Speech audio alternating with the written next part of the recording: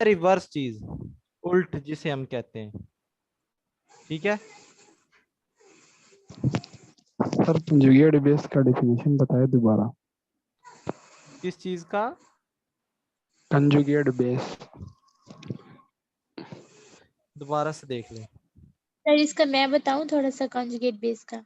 जी बताएं।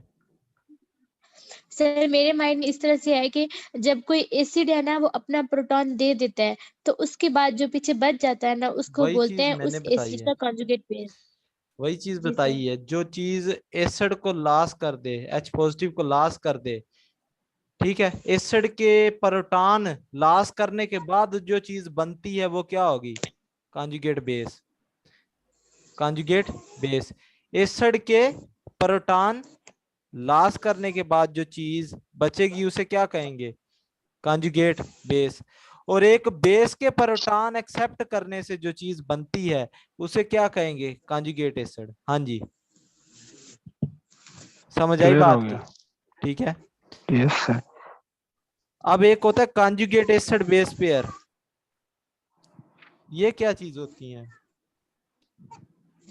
Conjugate acid base pair क्या चीज होती है, कोई बताएगा?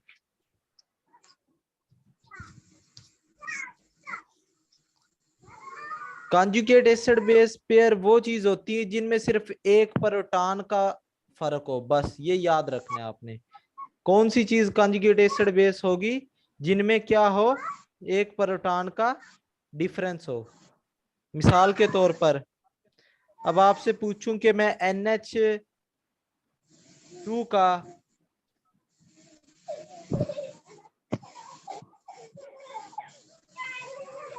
अब बताएं ये एक दूसरे के कॉन्जुगेट एसिड बेस पेयर हैं या नहीं है? जी है सर है। ठीक है।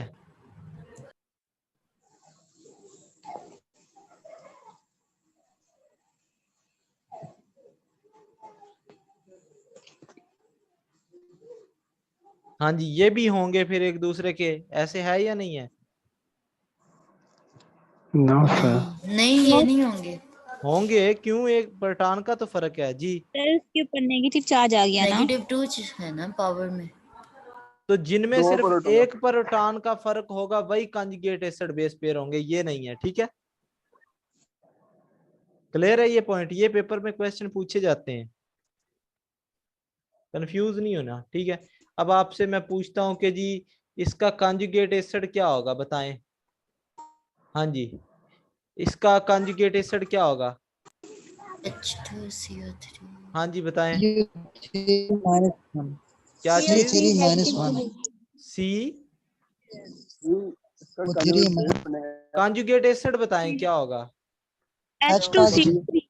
H2CO3 होगा यार। H2CO3। एक एसिड है, दे दो इसे। ठीक है, जो बेस के प्रोटॉन एक्सेप्ट करने से बने वो कॉन्जुगेट एसिड होता है। अब इसका कॉन्जुगेट बेस क्या होगा, बताएं। सर इसका CO3 जो नेगेटिव। प्रोटॉन लॉस करने से बने वो क्या होता है? CO3 conjugate negative.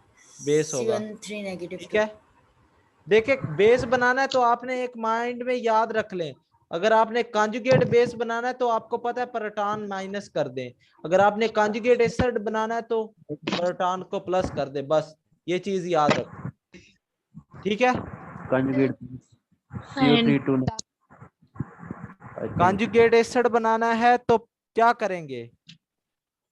प्रोटॉन को ऐड करेंगे। कॉन्जुगेट बेस बनाना है तो प्रोटॉन को क्या करेंगे?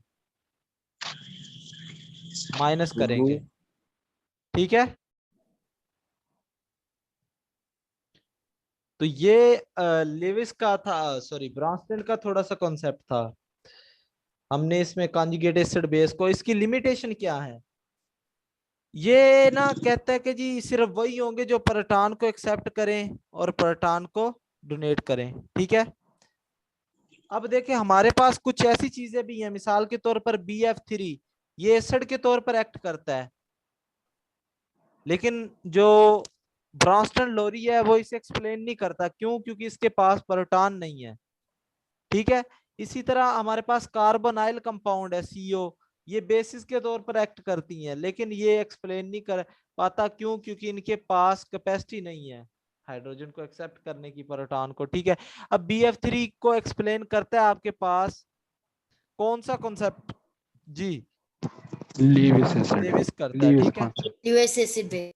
लेविस सर इस ये जी ये ब्रोंस्टर लोरी था जो सर, ये CO2 को भी नहीं एक्सप्लेन करता।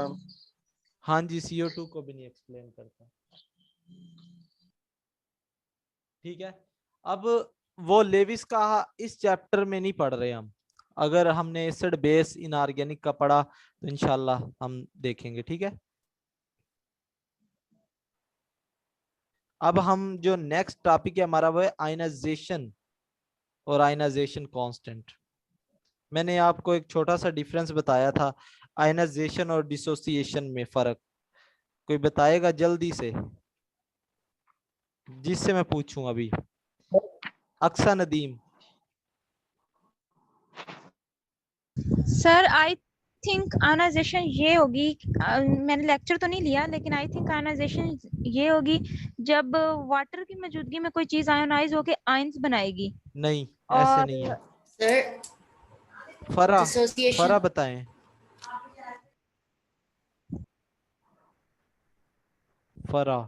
फरा मौजूद है यहाँ पे? इकरा आप बताएं जी। इकरा,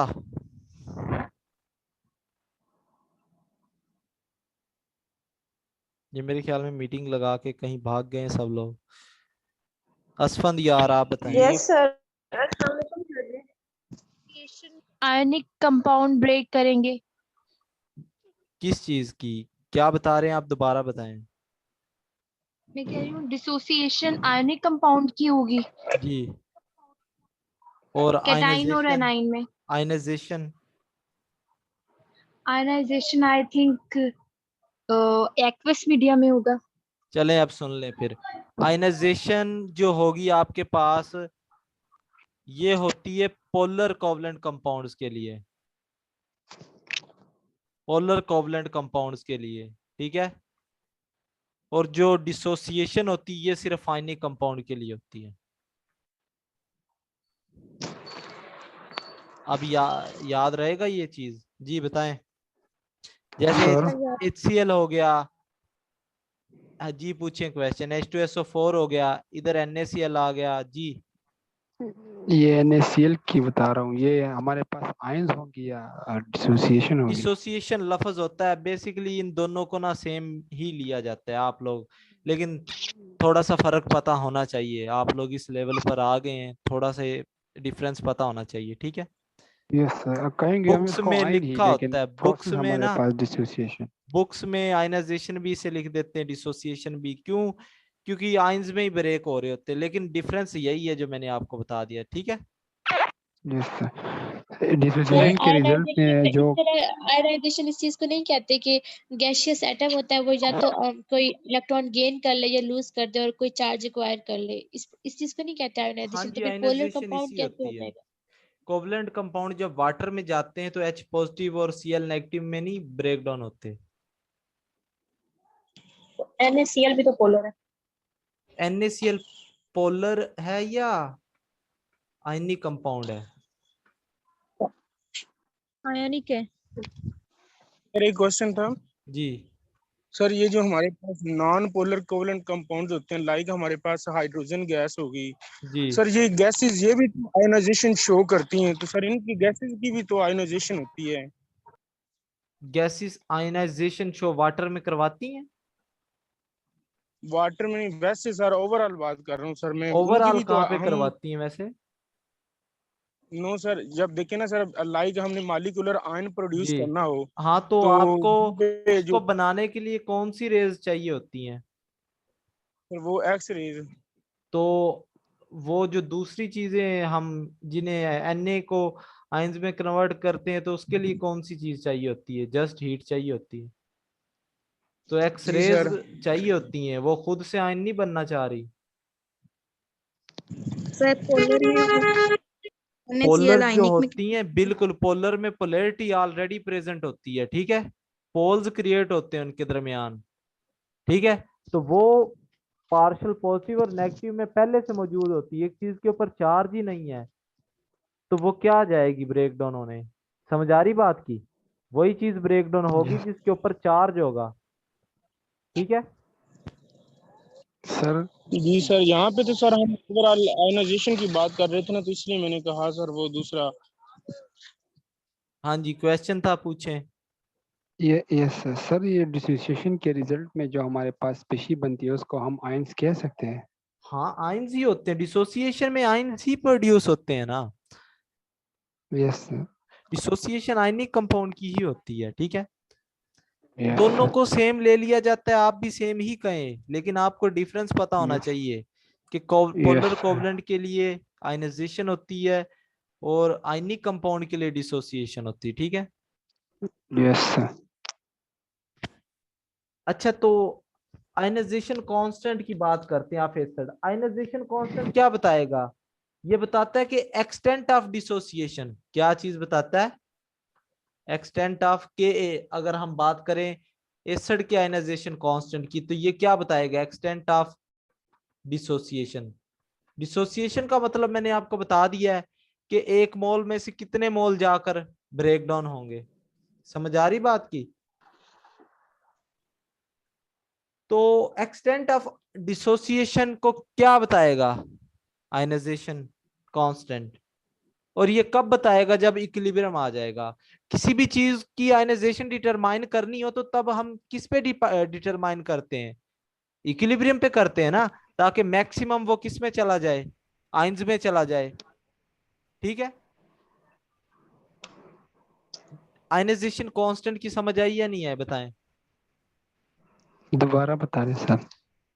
आयनाइजेशन कांस्टेंट ये बताता है कि आपके पास लेट्स सपोज 100% HCl था, तो HCl ब्रेक होकर आगे कितने परसेंट आयन में जाएगा? लेट्स सपोज ये जा रहा है 70% जा रहा है, तो ये क्या होगा? आयनाइजेशन कांस्टेंट होगा। समझ आ रही बात की? कि या आपसे दूसरे लफ्जों में मैं कहूं कि एक मोल में से, वही बात आ गई, एक मोल HCl हो आपके पास तो कितने मोल डिसोसिएट होगा? लेट्स सपोज 0.8 मोल हो गया, तो ये जो होगा के इक्विलिब्रियम पर कितने मोल डिसोसिएट होगा, वो क्या होगा उसका आयनाइजेशन कांस्टेंट। अब समझ आई?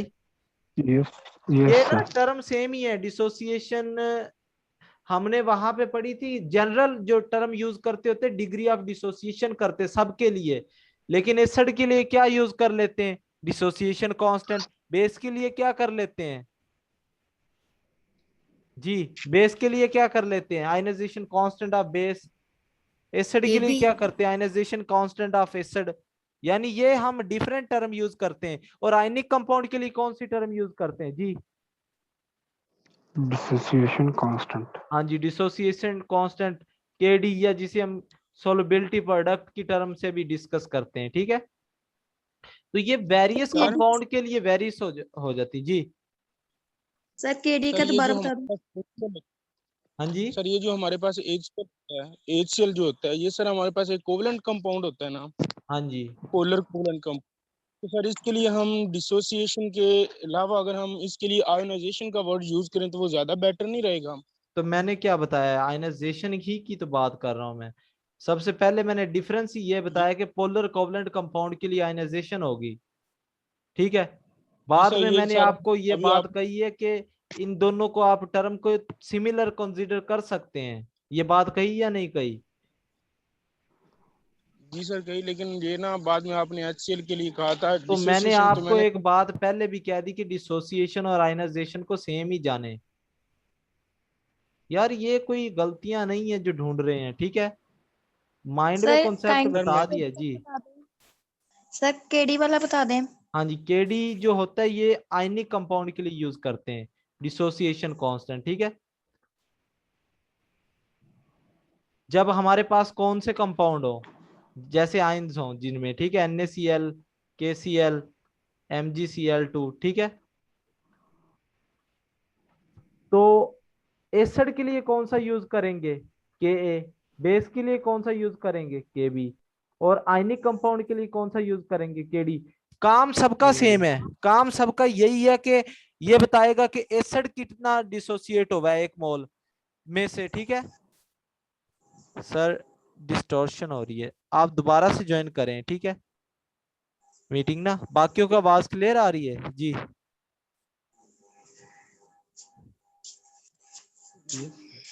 ठीक है। अब केबी क्या होगा, ये बताता है कि एक मोल बेस अगर ली जाए, एक मोल बेस ली जाए तो वो कितना डिसोसिएट होगी, ठीक है। और ये केडी बताता है आपके पास एक मोल आपने आयनिक कंपाउंड लिया है तो वो कितना डिसोसिएट होगा। हाँ जी, समझ आई इन तीनों की? किस पर? इक्विलिब्रियम की हालत पर जी। किसी को समझना हो ये तो बताएं। वो जो आपने KSP कहा था उसका भी बता दो। केएसपी और केडी सेम चीजें हैं, ठीक है। अब हम कहते के की बात करते, ये किसको बता रहा है? एसिड को बता रहा है कि कितना डिसोसिएट होगा, किस पर? इक्विलिब्रियम की हालत पर, ठीक है। ये जो होता है डिनोट किया जाता है के से, जो कांस्टेंट होता है, ठीक है। और ये वैलिड होता है सिर्फ वीक एसिड्स के लिए, स्ट्रॉन्ग के लिए वैलिड नहीं होता, पहली बात याद रख लें। किसके लिए वैलिड होता है? वीक एसिड के लिए, ठीक है। और ये क्या मेजर करता है? एसिड की स्ट्रेंथ। अब मुझे बताएं कि स्ट्रॉन्ग एसिड ज्यादा डिसोसिएट करते हैं वीक एसिड जी? सर वीक एसिड ज्यादा स्ट्रॉन्ग करेंगे ना। वीक एसिड ज्यादा डिसोसिएट करते हैं, सही बता रहे हैं। इतनी देर से हम ये इसी लेक्चर पे नहीं नहीं नहीं बात स्ट्रॉन्ग कर रहे हैं, वीक एसिड ज्यादा स्ट्रॉन्ग करेंगे सर, स्ट्रॉन्ग तो एसिड 100% ज्यादा कर स्ट्रॉन्ग देते होती वीक। है। ठीक है। स्ट्रॉन्ग एसिड मैं वीक एसिड का आपको बताया भी कि उनका डिग्री ऑफ डिसोसिएशन कितनी 0.5, लेकिन स्ट्रॉन्ग की कितनी है 1। समझ आ रही बात की? 0.5 0.05 है, सॉरी 0.05 का मतलब होता है 5% और इसका मतलब है 100%, ठीक है। तो जो जितना ज्यादा स्ट्रॉन्ग एसिड होगा वो उतना ज्यादा क्या करेगा? डिसोसिएशन शो डिसोसिएट करेगा। करेगा, ठीक है। तो लेकिन ये जो के होता है हम वीक एसिड के लिए लिखते हैं, स्ट्रॉन्ग के लिए क्यों नहीं लिखते हैं? अब इसको समझते हैं। जैसे HCl है, ये स्ट्रॉन्ग एसिड होता है वीक होता है जी? स्ट्रॉन्ग होता है। स्ट्रॉन्ग होता है। अब देखिए HCl स्ट्रॉन्ग होता है तो किस में जाएगा? H पॉजिटिव और Cl नेगेटिव में। अब ये 100% पहले था, इनिशियल कंसंट्रेशन ये कितने थे? 0 थी जब वाटर में ऐड नहीं किया। जब वाटर में ऐड किया तो 8 इक्विलिब्रियम आप क्या लें तो ये 0 बच जाएगा HCl, ऐसे है या नहीं है? ये सॉरी इक्विलिब्रियम कह रहा हूं 8 टाइम t, क्योंकि इक्विलिब्रियम की बात करेंगे तो फिर तो ये कंप्लीट नहीं डिसोसिएट होगा, ठीक है। 8 टाइम t पर ये क्या बच जाएगा? कुछ वक्त के बाद 0 बच जाएगा और ये कितना हो जाएगा? 1 हो जाएगा जी? ऐसे ही होगा ना? जी सर ऐसे ही ठीक है। अब इनका आप के ए लिखें, के ए कैसे लिखते हैं? इक्विलिब्रियम कांस्टेंट कैसे लिखते होते हैं? प्रोडक्ट ऑफ रिएक्टेंट जी। Yes sir. H पॉजिटिव लिखेंगे ऊपर और Cl नेगेटिव लिखेंगे, नीचे क्या लिखेंगे? HCl, ठीक है। ऊपर H की जगह पे क्या आएगी वैल्यू बताएं जी? फिर 1 आएगी। 1 आएगी और क्लोरीन की 1 जगह आएगी। पे भी क्या आ जाएगी? क्लोराइड आयन की जगह पे भी 1 और नीचे क्या आएगी? HCl की 0 0 आ जाएगी। अब एक बात बताएं, अगर ये V लिखते हैं, हालांकि ये लिखते हैं हम इक्विलिब्रियम पर, लेकिन स्ट्रॉन्ग एसिड पे इक्विलिब्रियम नहीं होता, तो यही बात ये बता रहा है। देखें समथिंग ओवर 0 क्या होता है? इनफाइनाइट होता है। पता है ना इस बात का यस सर। कि ऊपर कोई भी वैल्यू नीचे अगर 0 आ जाए तो वो इन्फिनिटी हो जाती है। तो इसका मतलब क्या हुआ कि हम जो स्ट्रॉन्ग एसिड है उनके लिए डिसोसिएशन कांस्टेंट को नहीं बता सकते। हाँ जी, तो ये किसके लिए हम लिख सकते हैं? सिर्फ वीक एसिड के सर लिए जी। सर एट इक्विलिब्रियम पोजीशन यहाँ पे ACl की भी तो थोड़ी बहुत कंसंट्रेशन होनी चाहिए ना। नहीं नहीं, ये 8 इक्विलिब्रियम नहीं है, ये 8 टाइम टी है, ठीक है। टाइम ओके टी लिखा है सर। मैंने वो बाद में करेक्शन करवा दी थी। ठीक है, हालांकि ये एक्सप्रेशन इक्विलिब्रियम का है, तो इससे यही हम साबित करना चाहते हैं कि इक्विलिब्रियम एक्सप्रेशन नहीं लिख सकते इसके लिए, क्योंकि वो जीरो हो जाएगी नीचे कंसंट्रेशन। समझ आ रही बात की? ये फार्मूला हम इसीलिए प्रूव करना चाह रहे हैं। स्ट्रॉन्ग एसिड के लिए के ए नहीं लिखा जा सकता, सिर्फ वीक एसिड के लिए होता है। इसी तरह के बी भी किसके लिए होगा जी? के बी किसके लिए होगा? वीक बेसिस के लिए होगा। वीक और बेसिस के के डी लिए। किसके लिए होगा? के एस पी जो होगा वीक साल्ट के लिए होगा। ठीक है, तो एक बात याद सर रखिए जी। सर ये ना एक पॉइंट मुझे डिस्टर्ब कर रहा था सर। वो ना पीछे आपने एक बात बताई थी सर आपने बताया था कि जो एट इक्विलिब्रियम पॉइंट पे जो हमारे पास स्ट्रॉन्ग इलेक्ट्रोलाइट होता है ना, वो वीक इलेक्ट्रोलाइट में कन्वर्ट हो जाता है। At equilibrium strong electrolyte weak electrolyte में कन्वर्ट हो जाता है। मैंने ये जी बात तो सर, नहीं वो बताई। पीछे आपने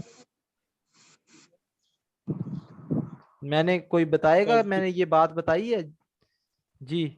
नो सर। ना सर। मैंने तो ये बात ही नहीं बताई।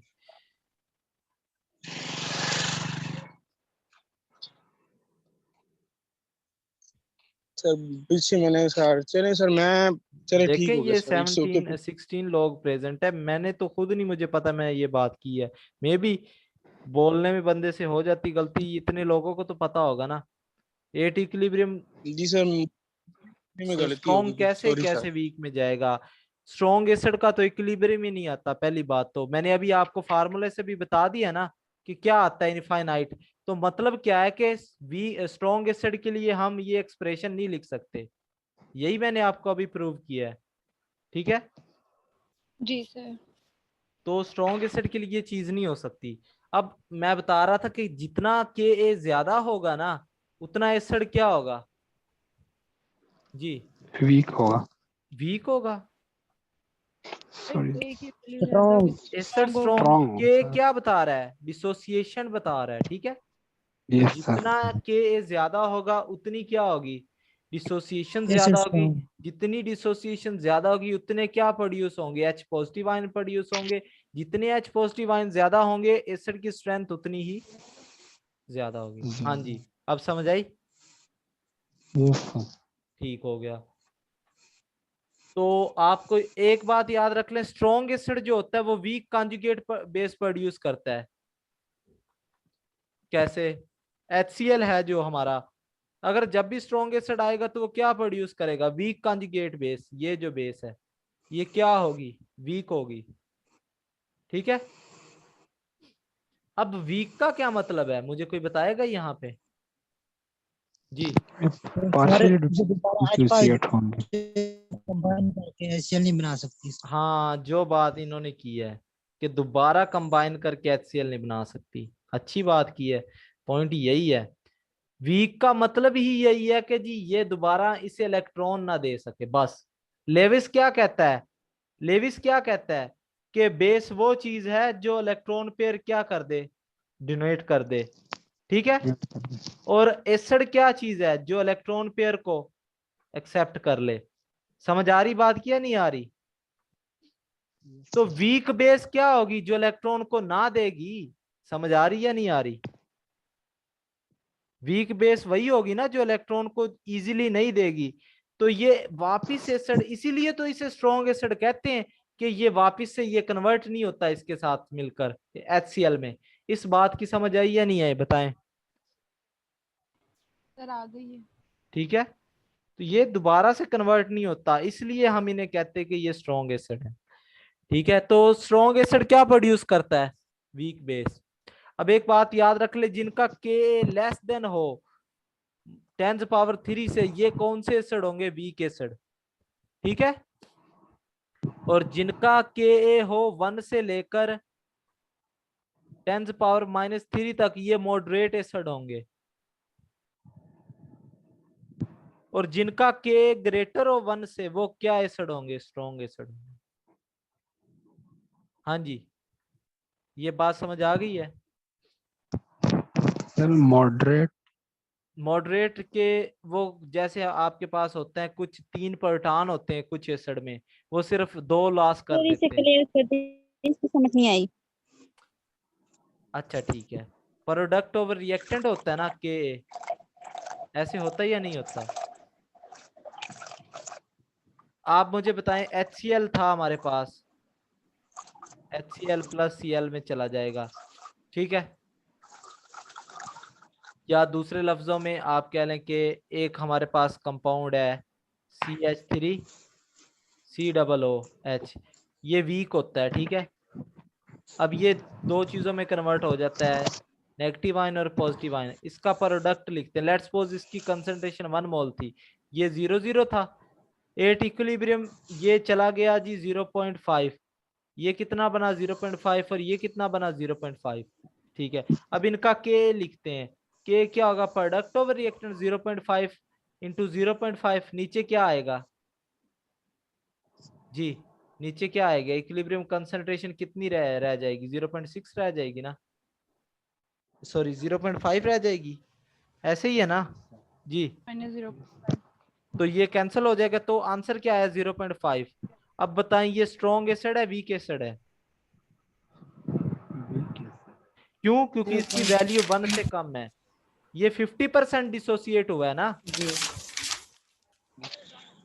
जी, ये 50% डिसोसिएट हुआ है, लेकिन 100% डिसोसिएट होता तो वो क्या होना था, स्ट्रॉन्ग होना था। स्ट्रॉन्ग। अब समझ आ गई बात की? जी बताएं, जिन्होंने क्वेश्चन किया था। 0.05 था ना? जी जी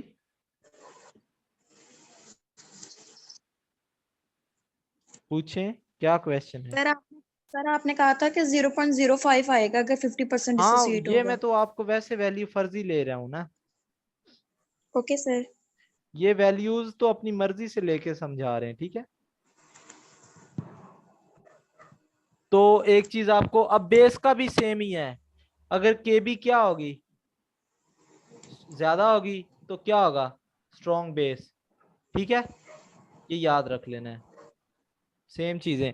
अब एक जो होती टर्म होती पी के ए एंड पी के बी, अब ये क्यों लेते हैं, बताएगा कोई? ये नेगेटिव लोग जो होते हैं जी, पी क्यों लेते हैं इनके साथ, के तो है हमारे पास, तो पी की वैल्यू, पी को लेने का क्या मकसद है, बताएगा कोई?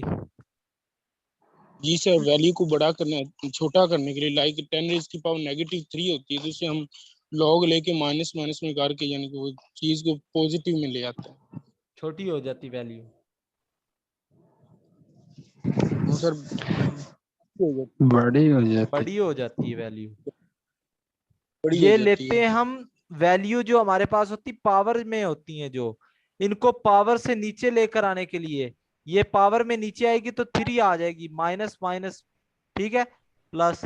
तो नेगेटिव वैल्यू को पॉजिटिव बनाने के लिए, ठीक है, तो हम क्या ले रहे होते हैं, उसका नेगेटिव लॉग ले रहे होते हैं। कैसे?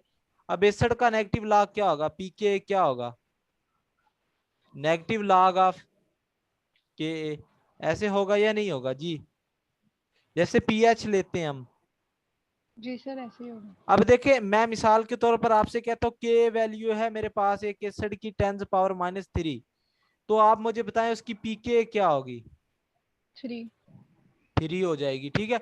अब एक बात आपने यहां से नोट की है कि पीके ए जो होती है इनवर्सली होती है के, नोट की या नहीं की है, कि जितनी ज्यादा माइनस में पावर होगी, हालांकि उससे तो क्या होना चाहिए, वीक होना चाहिए, लेकिन ये तो पॉजिटिव शो करवा रही पीके, तो इनवर्स ना भी एक दूसरे के। Yes sir. तो इसका क्या मतलब है, अगर आपसे पेपर में पूछा जाए कि which one pK if pK is greater than acid will be, बताएं, स्ट्रॉन्ग होगा वीक होगा? वीक होगा। वीक होगा, क्योंकि एक दूसरे के इनवर्स हैं, ठीक है। अगर पीके बी ग्रेटर हो तो बेस क्या होगी, वीक। वीक।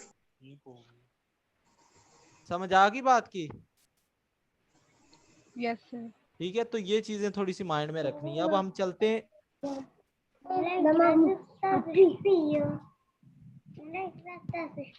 अब हम चलते हैं आयनाइजेशन कांस्टेंट वेरियस एसिड के लिए लिखते हैं हम। आयनाइजेशन कांस्टेंट के को लिखते हैं हम मुख्तलिफ एसिड के लिए, ठीक है। कैसे? मोनो बेसिक एसिड कौन सा होगा, कोई बताएगा? सर जो एक जिसके जो एक पास प्रोटॉन दे, जो एक, जो एक हाइड्रोजन प्रोड्यूस करे। हाँ जी बिल्कुल ठीक बता रहे हैं। ठीक है, मोनोबेसिक एसिड, मिसाल के तौर पर HCl हो गया। ठीक है, डायाबेसिक एसिड कौन से होंगे? जो दो, जो दो देंगे प्रोटॉन। ठीक है, जैसे ट्रायाबेसिक कौन से H2SO4। होंगे? जो 3 देंगे जो थ्री देंगे। H3PO4।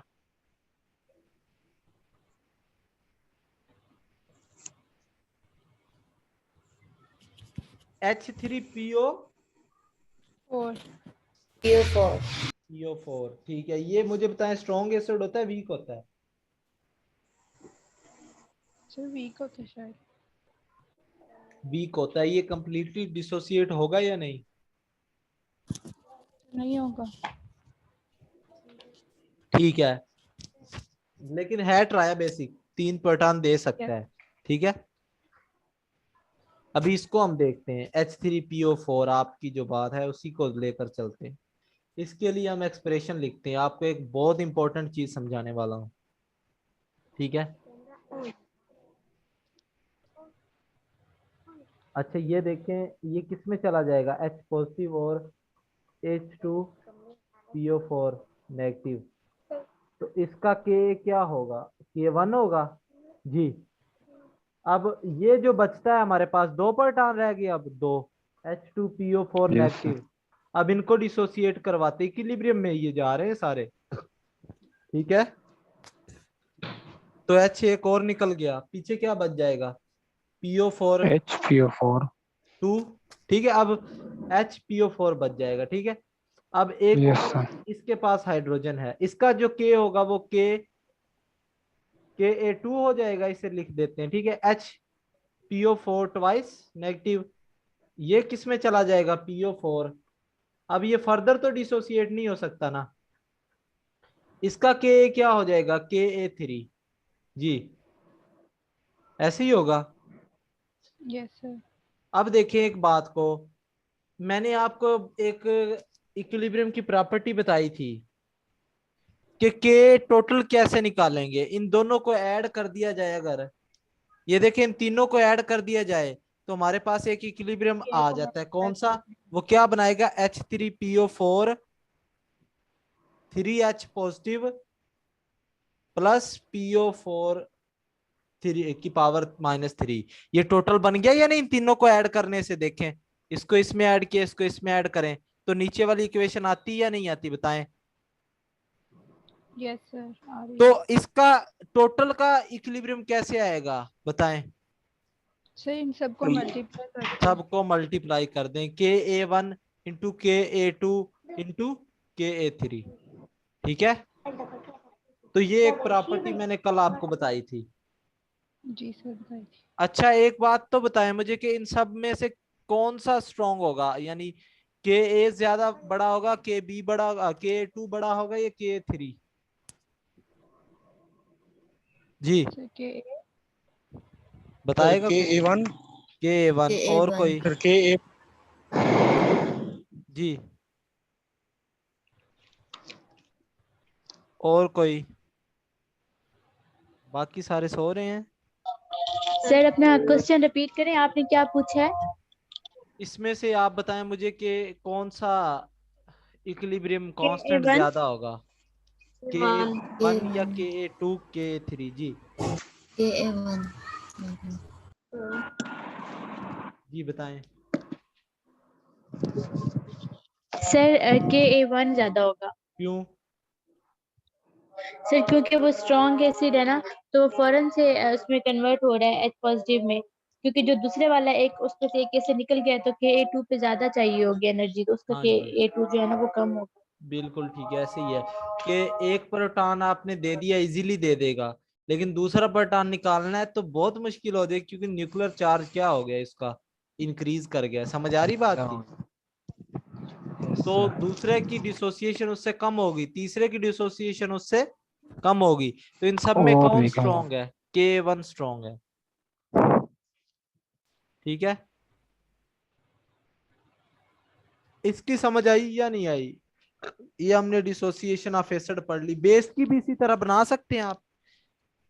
सर आप फिर H3PO4 वीक ही है ना ओवरऑल हाँ जी, एसिड वीक तो। ही है, हम तो खुद से डिसोसिएशन करवा रहे हैं उसकी, ठीक होता है। वीक है। अब ये OH3 बेस होती है, इसके आप स्टेप खुद से लिख सकते हैं, लिख सकते हैं या नहीं? Yes sir. ठीक है, इसे डिसोसिएट पहले एक निकलवाएंगे OH, फिर दूसरा, फिर तीसरा। ठीक है। जी सर। अब आ जाती बात ionization constant of water.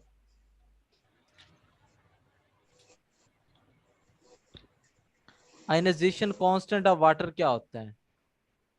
Water जो होता है ना, ये एक वीक इलेक्ट्रोलाइट होता है, प्योर वाटर।